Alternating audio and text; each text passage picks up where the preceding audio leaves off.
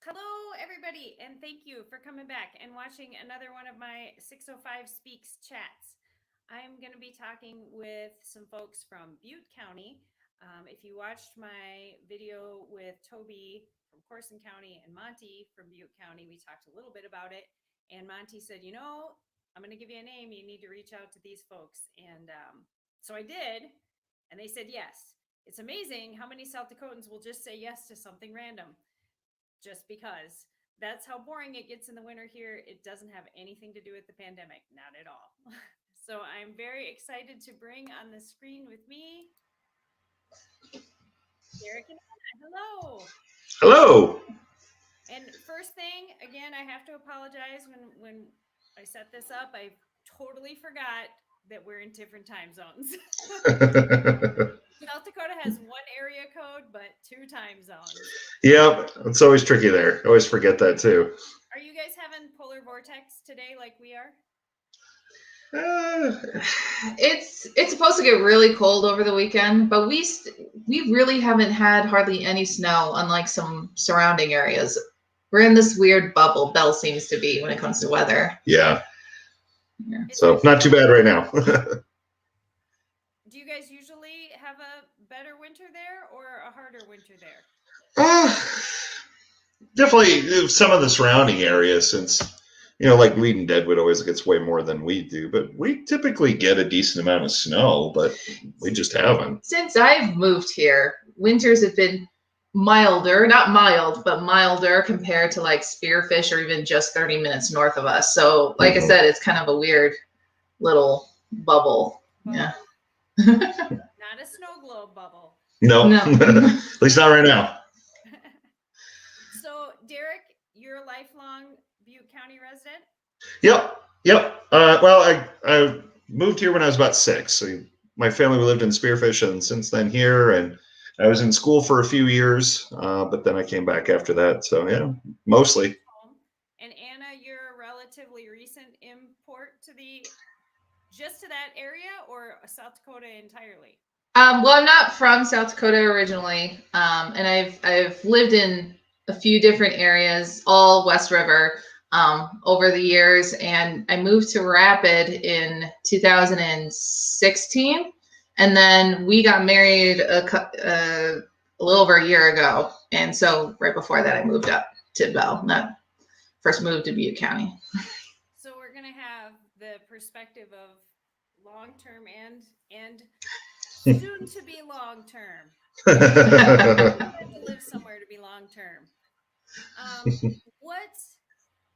One of my first questions for everybody is, what's your main street like? What is the town of Belfouche offer for amenities and resources? Unfortunately, there isn't much to our main street. There's definitely businesses down there. There's some good businesses down there, but I remember as a kid it being a lot more traffic, a lot more going on. They've started doing the last few years, though. They do most times have their summer nights, and we started doing that on Thursdays down on our main street. So there's kind of a push to do more, but there's a lot of closed up businesses too, where there's nothing even there in a lot of the buildings. So it's kind of unfortunate. There just isn't a lot going on down there most days. Yeah, I did not realize until my other video that it's almost like you're a bedroom town for those other tourist hotspots around you. Or on the day-to-day for living and working there, for things like, so is there a grocery store in town, or do you have to commute for groceries? Yeah, we've got 2 grocery stores here in town. So smaller ones, but I'm actually gluten intolerant or celiac, and I've been really impressed with just how much gluten-free stuff our small one of the small grocery stores, we haven't really gotten to the other one, but one of them has a really good selection. And we still run to Spearfish for some things, or for larger grocery shopping, but yeah. Because any anytime we talk about small towns anymore, anything, we talk about the Walmart factor. And, do you have a Walmart? I'm guessing you don't have a Walmart. Nope, but Spearfish does. Yeah. Spearfish does. So there's still a lot of, and we used to have a Pomida and then a Shopco for years, but that shut down a couple of years ago. So. What about things like clinics, doctors, dentists, chiropractor? Can you get all that right there in town if you wanted to?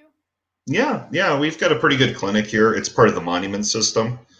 But no, we've got primary care physicians and different things. So most of the things you need to go to the doctor for, you can do right here in town. A few of the specialties, no, you got to go to Spearfish. Yeah, I think one of the interesting things about small towns, especially with the systems that are currently in place, is health insurance really dictates where you can go and what you can afford. So like right now, my dentist is actually still in Rapid because no one up here takes the insurance I have. So I still go down to Rapid to do that. So, things like that determine a little bit, but there are dentist office up here. And, there's pretty much everything. There's chiropractors, dental, vision, pretty much anything. There's a couple of physical therapy. There's some in Monument. There's some other ones too. So you can get, as long as your insurance will cover it, you can get about anything you need here in Bell. What if somebody there had a major health event, a major heart attack, a major something? Where would they take you to first? Probably Spearfish, which is only about 10 minutes away. That's the nearest hospital, is Spearfish. Okay. And they have an emergency room and everything. So typically if you've got anything major, it's Spearfish. What's the school system like there? Are you guys your own? Is it consolidated with other towns or? Nope, it's just Belle-Fourche. There are some kids that will come from. We got a couple of small towns outside of Bell, Nisland, and Fruitdale. Some of those kids will come to Bell. Some will go to Newell in their school district, but it's just our own. We're not necessarily combined with anybody else's. So. How many school buildings are there? Is it K through 12 altogether, or are there? No, we've got there's a kindergarten, there's an elementary, there's a middle school, and a high school. So everything's pretty well broken out. So the kids have plenty of room to get crazy in Belle-Fourche. Well, and from what I understand, it's continually growing. Like it sounds like they're constantly talking about space and finding more space for more kids. So especially the high school is pretty old. The other buildings are a little bit newer. The middle school is the newest, but the high school is getting kind of a little bit older. There, I know every few years you always hear people talking about that. We maybe need a new high school here in a couple of years. So who knows? But my dad went to the same high school, so. You'll build one, and 2 graduating classes later, you'll be saying, "We need another high school." Yeah. It's a Pandora's box when you start opening that up. Well, I know part of the problem too, I've heard some people talk about, is where would you put another school to? Just the way Bell is kind of laid out. There isn't that space where it's at right now is a great space, but you move it from there. I don't know where you move it to. And I don't know if you were going to get to this eventually. You might have, and I'm sorry if I'm jumping the gun, but when I think of the school system and like things for kids and a sign of growing families, we have a really good city rec center here. And they do a lot, and the school partners a lot with the rec center and providing stuff and using facilities and things like that too. So that is part of my questioning, is when I talk about growing up in Sioux Falls, where there's a lot of different things to do, but depending on your age group or demographic, you'll always hear somebody complain that we don't have something to do. And I say, we're probably pretty lucky and shouldn't be tossing that out there. What do you feel like people in either just in your town or in the whole area, the region of your county, what do people do for fun? I think, unfortunately, as much as I wish there was a little bit more in Bell, a lot of people don't do as much in Bell, I think, for fun. There's definitely some stuff, but I think a lot of times people will go to another town. A lot of times go to Rapid. But we do, I can throw my little plug out there. I'm executive director of our community theater here in Bell. So that's something we've been going for over a decade, but that's something we push. We've got a pretty active community theater scene, so we do several shows a year that people volunteer and come watch. So I think that's something we've been trying to kind of work on to allow some other entertainment or other things to do. And here's maybe one of the largest like gaps between us is coming from Rapid, and I've lived in a couple other like larger cities like Denver and DC, and the problem I found in DC was there's too much to do, and I felt really overwhelmed. And here, like I wanted a kind of calmer life, so I don't mind it too much, but I do kind of wish there was more to do. Right. There's bars here, but if we go to a bar, it's typically one in Spearfish or Rapid, and just because there's different vibes. Bell definitely has it's home of the Roundup rodeo, and that drives a lot of themed things around here. So if you aren't into rodeos, then you're looking for other things to do. And we have several kind of cowboy bars. Yeah, which is fine, but neither one of us are really cowboys. So there's a couple of bars we go to here in town, but besides that, there's not much to do late at night. I mean, obviously there's more things to do during the day, but late at night, not as much. No. What about media? We've spent the last year, the whole world, it seems, is focused on social media and getting your news from the internet and things like that. But if you were going to go old school, what is your source for local news in your town? Well, I follow Black Hills Pioneer a lot, and their local, more northern hills area, but they include Butte County and Belfouche and that. And they do a really good job, I think, of covering local stuff, and I've appreciated having them available. Then there is a local paper, the Beacon, which it's only a few years old, because we used to have the Post years ago, which was our own, weekly. I mean, it was daily years and years ago, and then weekly paper. But then that folded, so the Pioneer kind of took up the slack. But there's the Beacon going now. They're definitely smaller scale. Are they a daily? Weekly. And then of course we follow Rapid Journal and even Keloland, and some stuff coming out of Sioux Falls, even just for like state. Yeah. State. Right. What do you think when people from elsewhere in South Dakota, other South Dakotans, if somebody said, describe Butte County to me, what are we getting wrong? I think because of the Roundup, I think we are really known as this very cowboy place. And there's definitely an element of that. I mean, honestly, I actually grew up outside of town on a ranch, but I was never. He was a cowboy. I don't know if a lot of other cowboys would have called me a cowboy, but I grew up on. In recovery now, or I'm still the same as I was. He didn't fit very well into the cowboy scene, so that's why we're not on a ranch now. Yeah.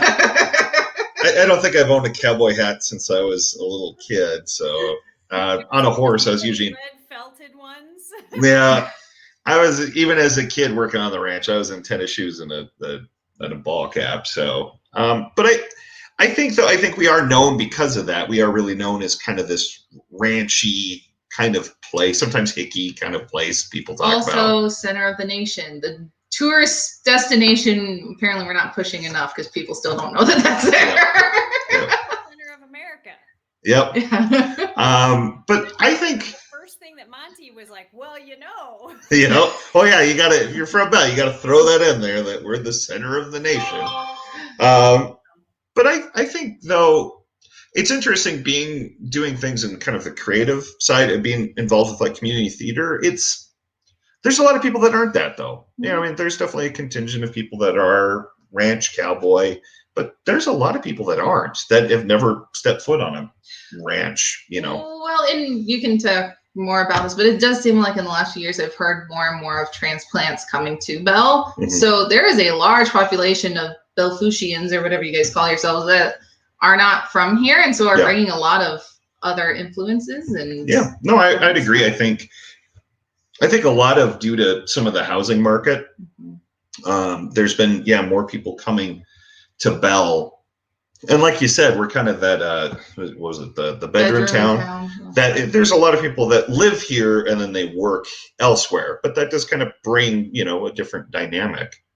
So what do you think for most of the population of Bell? What is there anything that's actually central to your town that would be considered the largest employer, or would ranching as a generalized thing be the largest employer? I think ranching would be part of it. Honestly, the school system probably employs more than about anybody else does.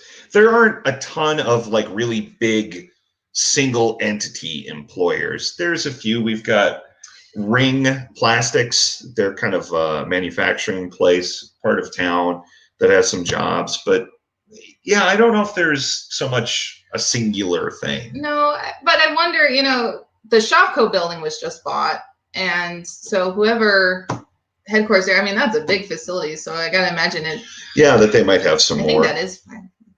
It could be. But I like a lot of people work elsewhere. So it's a lot of small mom and pop shops. Yep. Yeah. Mm-hmm. What's, as far as this kind of backtracking to the hospital question, what are emergency services like there? Like, do you guys have a city-funded fire department, or is it volunteer? What about ambulance service, things like that? We're volunteer fire department. I'm not sure about EMT. There was actually an interesting thing a couple of years ago because we have our own dispatch for that stuff, and there was talk of combining our dispatch with some other ones, and that hasn't happened. But I like that we have that. I think for emergency services, we have our own dispatch, so the people taking your emergency call actually know where you are. Right. Especially in small towns, you get kind of the weird things like I've lived here all my life and I couldn't even tell you all the streets in town, but I could tell you, oh, it's up by Taco John's or something like that. And they know where it's at. What? You have a Taco John's? Yeah, we have a Taco John's. Oh, you are a big city. I was just going to throw in there. None of these videos are sponsored or funded by Taco John's. Every time. That's how I determine the quality of living. There you go. Gotta have a Taco John's. Can you get potato Lays? Yep. And I was talking with someone from the Rapid City area, and we were talking about sort of South Dakota history and time zones and things like that. He said, well, the west side, it was important to be in the mountain time zone because they did more business with Denver than they would say with Sioux Falls, Minneapolis, Omaha. So it was important for them business wise to be in the same zone, and that lifestyle is more the same. Anna, you said you had lived in Denver, but then also lived to the east. Do you think that's true? Do you think that there is a definitive lifestyle change that way? Yes, and I'll get to arguments with people about it because I know you included argue that this is part of the Midwest. When I lived in Michigan, Wisconsin, been in Minnesota a lot, Indiana, like to me, that's Midwest. We don't have cowboys in Midwest. No. So to me, this is West, or at least Plains, right. Plains is different than Midwest. So it does feel like we're more, well, especially us, more part of like Wyoming-ish kind of culture than East River. I used to live in Green Bay for much of my childhood, and the little time I've spent in Sioux Falls, it made me think more of Green Bay. Like Sioux Falls made me think of Green Bay than it did anywhere around here. Yeah, I definitely think growing up here, there was always the difference. Everybody was jokes, West River and East River. Yeah. Right. But it's always kind of like, it's almost like we're brother and sister and we hate each other's guts. But if anyone tries to pick on either one of us, we're going to hopefully band together. Yep. But I think that, first of all, I think Mitchell is the beginning of the Wild West. I don't think it's all the way at the river. There's a lot of cowboys in Mitchell. Mm-hmm. But then I also think once you pass Rapid, from Rapid to the border, it's a whole different style of Western as well.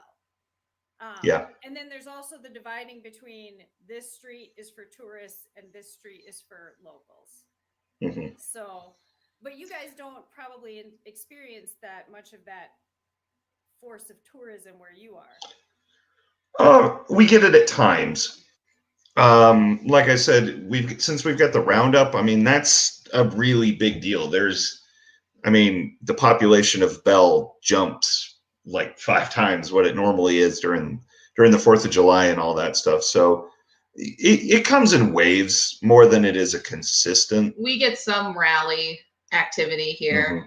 People come to the Center of the Nation monument. You'll get some traffic down that way when there's something else going on. We don't necessarily get a lot of people coming to Bell besides the roundup.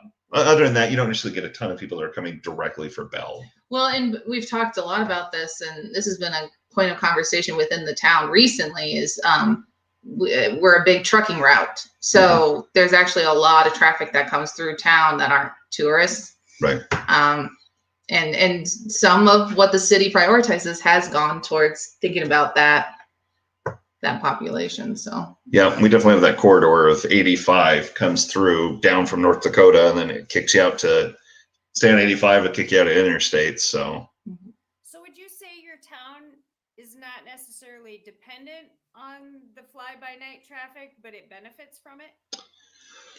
It definitely, I think it does some. I remember years ago when North Dakota was really booming with oil, we had a lot of people that moved their families to Bell and then worked up in the oil fields. Even in Gillette, too, you get a lot of people that live in Bell and work in Gillette. Less so now. There's even as soon as the last couple of summers, we've noticed, though, there's young oil guys who maybe don't have families will live in RVs in some of the campgrounds around here. Yeah. And travel. So to get some of it, but I don't know how much of it is. A lot of it's traveling through. So we've got a couple of truck stops, and the gas stations. We have a lot of gas stations for how small we are. Yeah. That's exactly why, though. It's that traffic that comes through. Yeah. If you travel away from Bell to visit, or if you went to live somewhere else, what is something from that area that you would want to take with you and that other places would benefit from? Well, I guess you could talk some since you've lived elsewhere.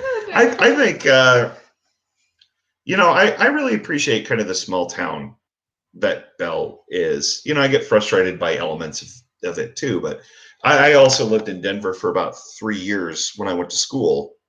And I definitely missed a lot of, I like, most people, even if you don't know them super well, walking down the grocery store, a good chunk of people, you wave at. And I've always kind of liked that element of it, that there's a lot of, each other, you kind of stick by each other and all that kind of stuff. So that's so hard to answer.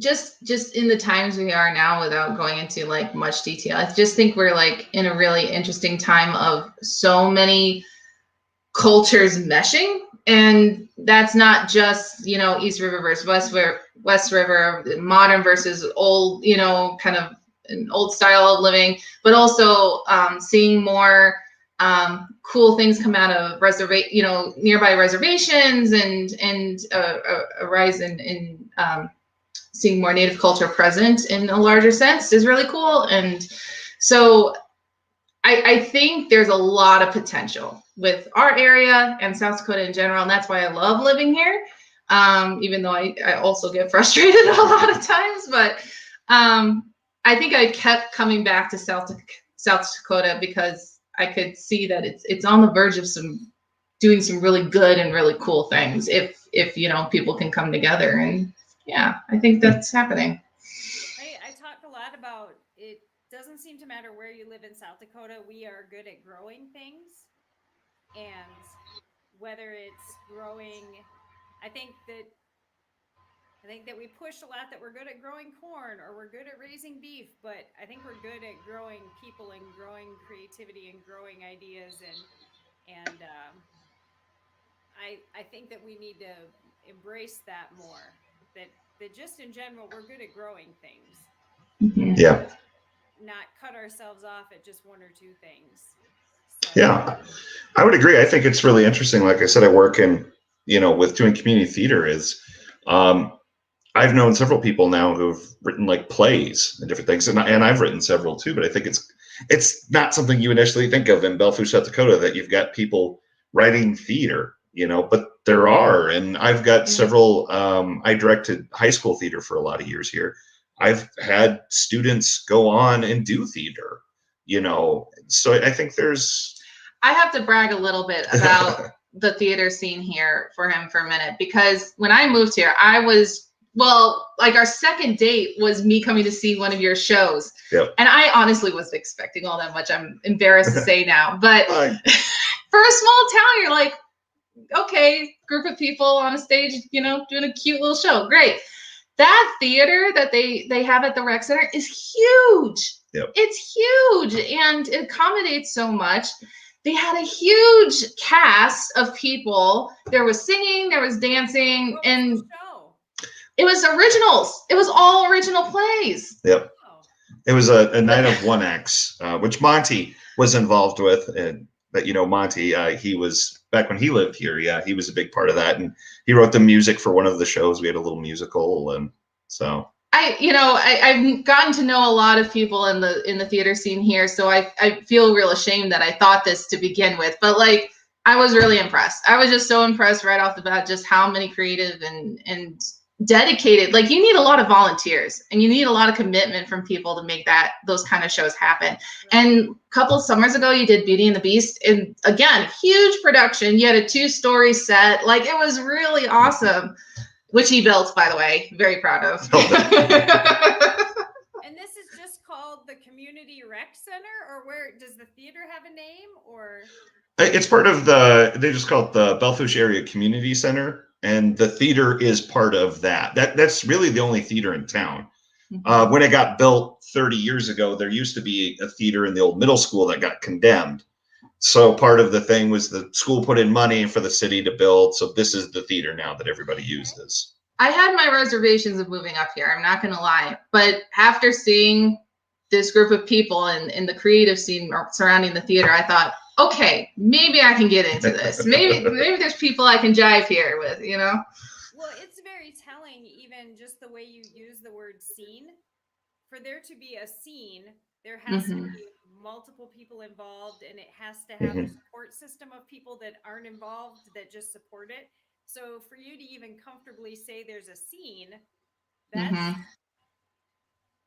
that means there's like multiple levels of involvement. Yeah. Yep. Multiple levels of ways people benefit from it. Yeah. Well, and Derek's been a big part of that, but also Monty and his wife have been a big part of that. I mean, there have been some really key players throughout the years, and have fostered some new playwrights and new musical talent, and it's been really cool. Even the high school shows I've seen, they did Rock of Ages a couple years ago. It was awesome. They did really good. Biggest show we've ever done. Yeah, it was really good. We talk a lot in everywhere in South Dakota about our young people growing up and leaving, and things shrinking rather than growing or getting stagnant. What is something in your area that kids would come back for?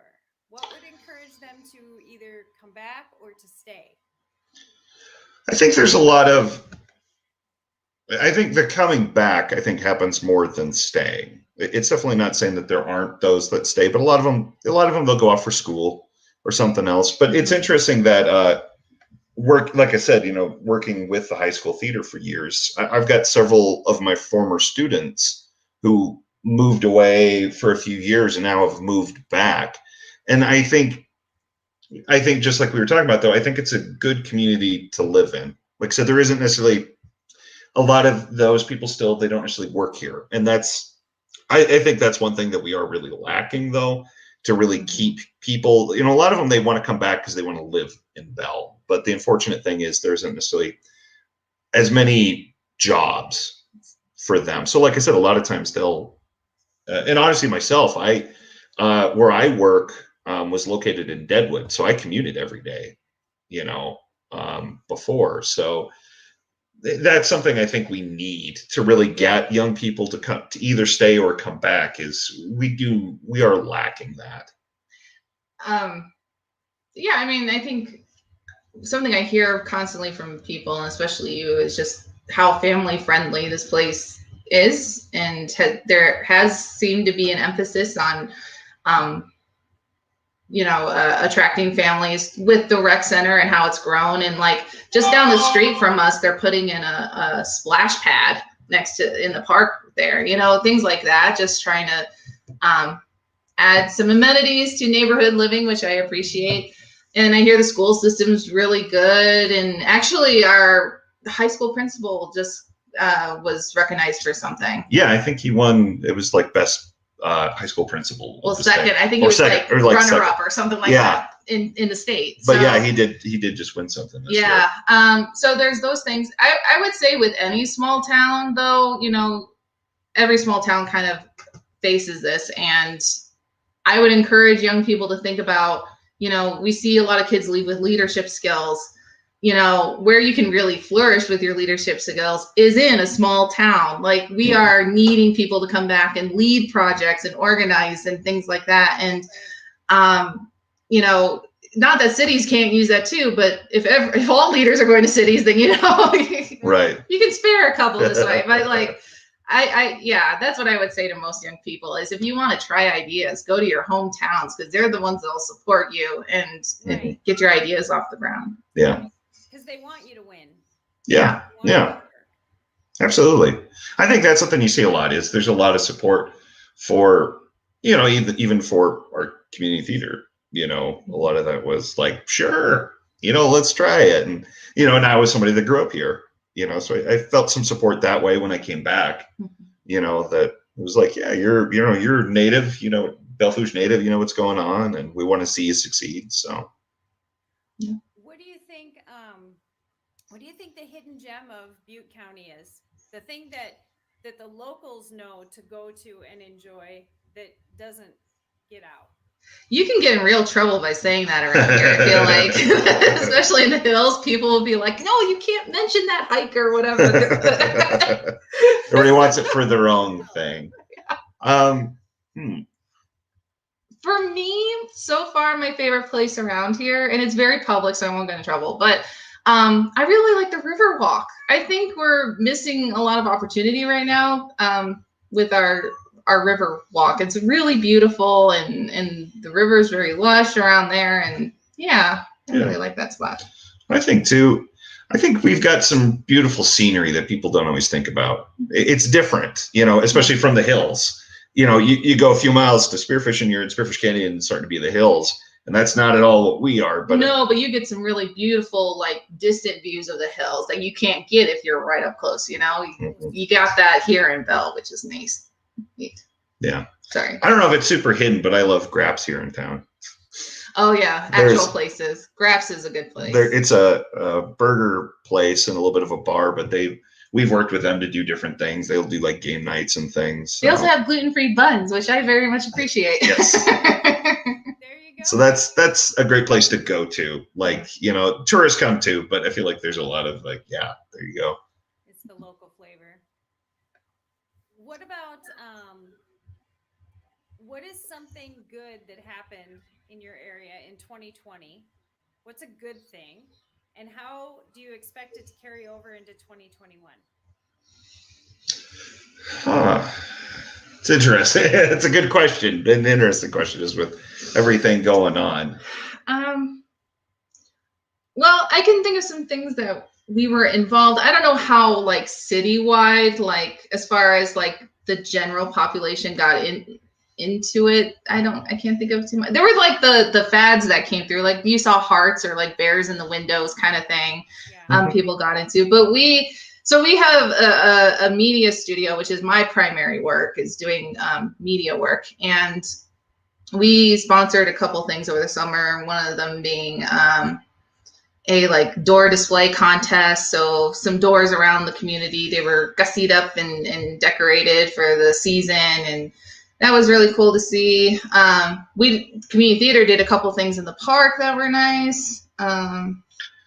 I think overall, I think the good thing is I think people have talked a lot more about local, you know, shop local, do local. Not that you can do everything locally. Unfortunately, like I said, in Bell, it's just not quite the place where you can get maybe everything done right here in town. But our grocery store did a really good job of managing all the chaos of what was happening. They were really on top of things and still on top of things, I think. Like, I really appreciated the people managing our local grocery store. But like you said, I think there was more of an emphasis on local. Where can we buy local? And I actually discovered a new shop where I can get office supplies that I hadn't before. I was like, oh, this makes sense. So I still go back there and get stuff. But I think it also showed just how lacking of support local businesses have really, though, too, the pandemic did. So I would like to see more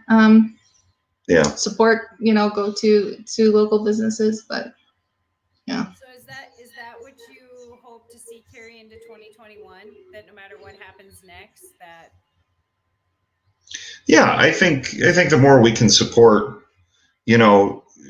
businesses, and then I think if even our community theater, the support we get locally for that, I think just getting people excited for things in Bell, if that can keep carrying over.